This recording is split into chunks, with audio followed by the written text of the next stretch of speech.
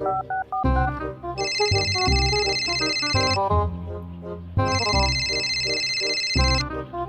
ma'am. Hello, Gandang hapon po. ano po kailangan nyo? Ako po yung nag-apply dyan sa construction company ninyo.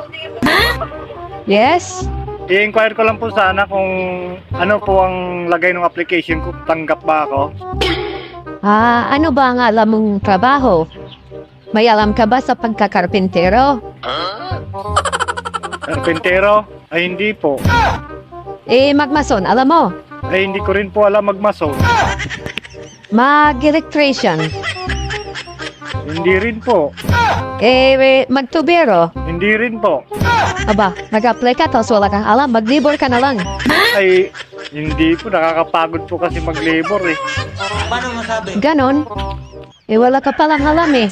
Wala kang kalam-alam ng kahit na ano. So, paano kita tatanggapin? Ma'am, ang iba ko pong alam, ma'am, alam ko po kung saan nakatira yung kabit niyo po. Ano? May alam ka?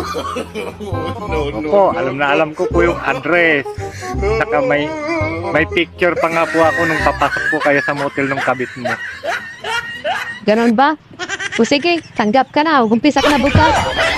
Ay, sige po. Thank you po. Papasok na po ako bukas.